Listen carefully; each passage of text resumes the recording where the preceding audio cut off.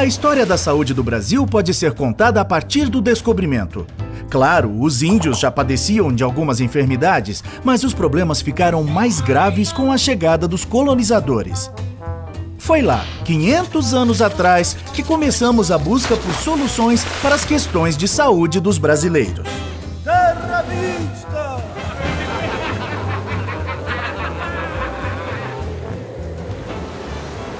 Durante os 389 anos da colônia e do Império, pouco ou quase nada se fez pela saúde no Brasil. Já naquele tempo, o acesso aos tratamentos variava de acordo com a classe social. Os pobres e escravos viviam em condições muito duras e eram os primeiros a cair por terra.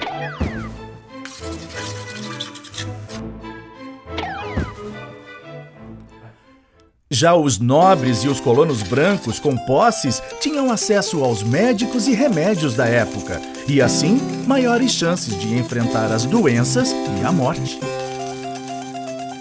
Para a maior parte da população, a opção eram as Santas Casas de Misericórdia, implantadas pelos religiosos. Mas os hospitais viviam na pobreza e, na maioria das vezes, os tratamentos não iam além da canja de galinha e da caridade. Os doentes recorriam aos curandeiros ou similares, na época, os grandes conhecedores das terapias de cura e do poder das ervas medicinais brasileiras.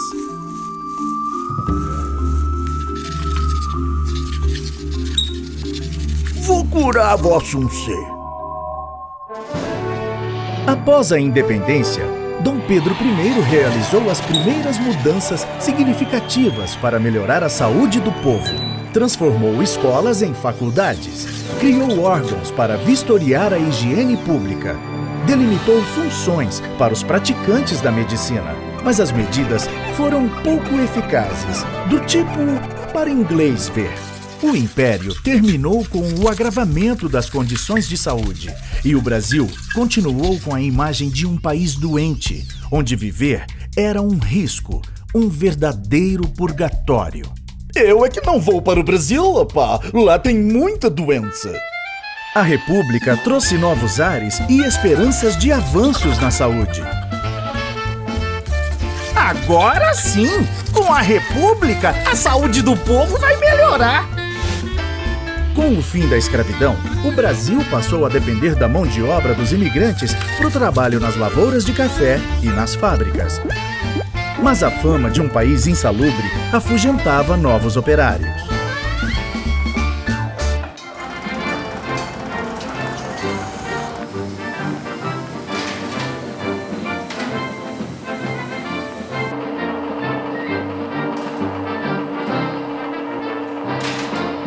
O período de 1900 a 1920 foi marcado por reformas urbanas e sanitárias, principalmente nas grandes cidades, áreas portuárias e no Rio de Janeiro, então capital da República. Apesar disso, o Brasil seguia refém dos problemas sanitários e das epidemias. Pois é isso mesmo! Ando chovendo! Depois palhaçado!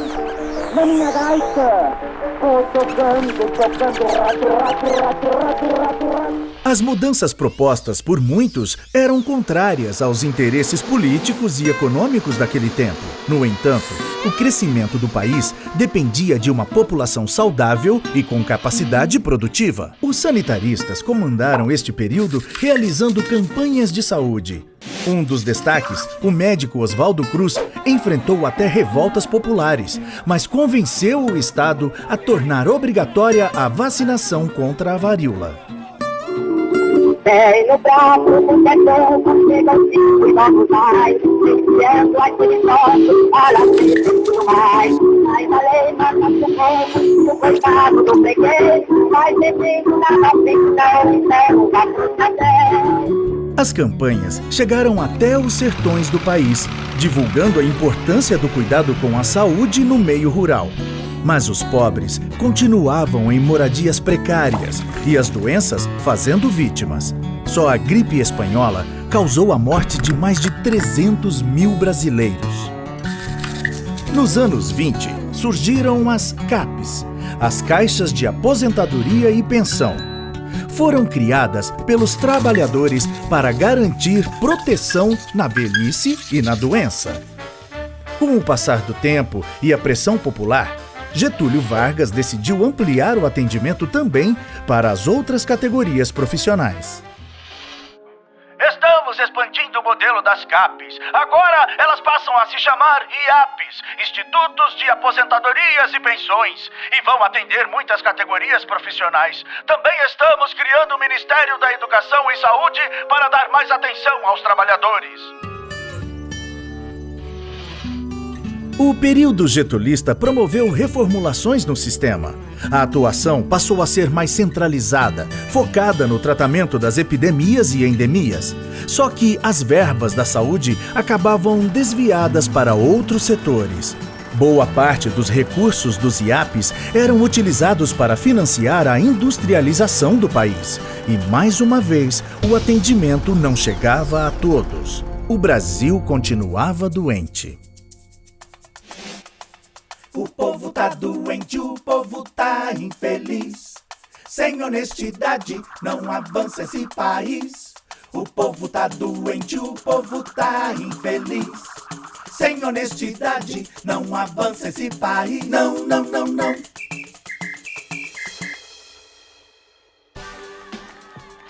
A Constituição de 1934 proporcionou aos trabalhadores novos direitos, como a assistência médica e a licença gestante.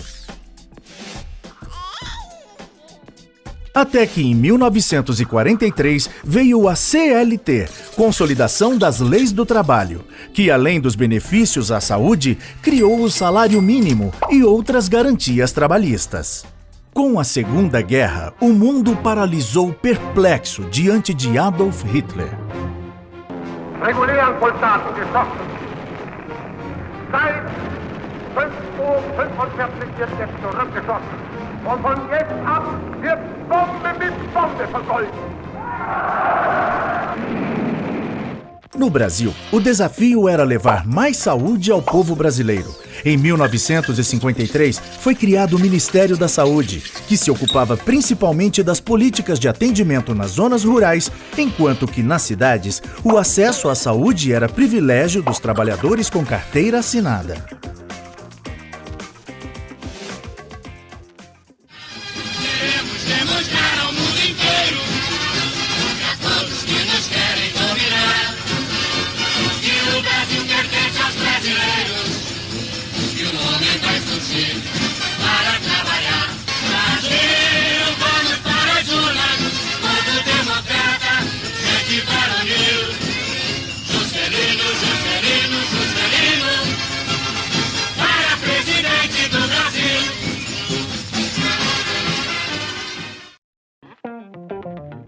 O presidente JK estava muito ocupado em construir a nova capital e dar impulso à industrialização.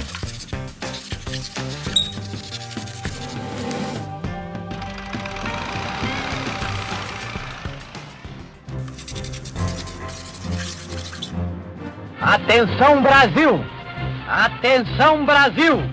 Atenção Minas Gerais! As tropas do 2º Exército, sob o comando do General Cruel, já sitiaram o estado da Guanabara. Veio a ditadura e os governos militares focaram os investimentos na segurança e no desenvolvimento. Mais uma vez, a saúde sofreu com a redução das verbas. E doenças como a dengue, meningite e malária se intensificaram. Diante das epidemias e do aumento da mortalidade infantil, o governo foi atrás de soluções. Em 1966, nasceu o INPS, com a missão de unificar todos os órgãos previdenciários que vinham funcionando desde 1930 e, claro, melhorar o atendimento médico. A atenção primária cada vez mais era vista como responsabilidade dos municípios e os casos complexos ficavam a cargo dos governos estaduais e federal.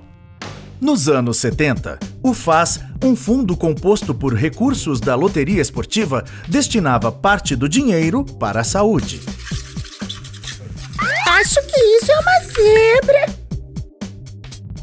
Mesmo assim, No auge do milagre econômico brasileiro, as verbas para a saúde representavam apenas 1% do orçamento geral da União.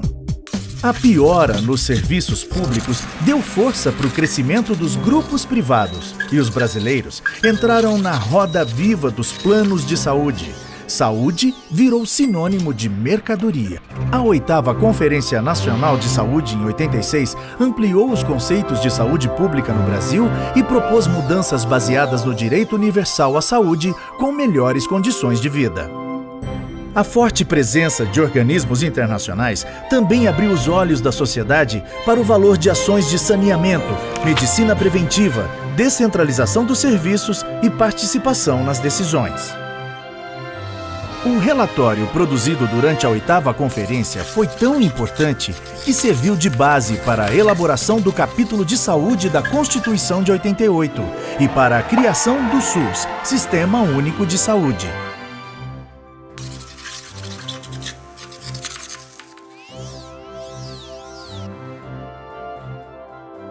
Declaro promulgada o documento da liberdade, da dignidade, da democracia, da justiça social do Brasil. Que Deus nos ajude que isto se cumpra. Embora ainda com participação do setor privado, o SUS estabeleceu o princípio de um sistema de saúde gratuito e de qualidade para todos os brasileiros. Vários programas importantes, como o PSF, Saúde da Família, o Profai, de Formação em Enfermagem, e as RET-SUS, Escolas Técnicas Profissionalizantes, foram criados nessa época e até hoje contribuem para a qualificação e humanização do atendimento. O Brasil mudou de patamar na saúde pública. Os avanços são inegáveis, mas os desafios continuam imensos. Até hoje, o SUS não recebe verbas suficientes e isso tem reflexos diretos na qualidade do atendimento. A saúde também segue sofrendo as consequências da corrupção e do gigantismo do Brasil. Assim como há 500 anos, ainda estamos em busca de uma saúde de qualidade para o povo brasileiro e esperamos pelo momento onde o Brasil faça valer o artigo 196 da Constituição. Saúde, um direito de todos, um dever do Estado.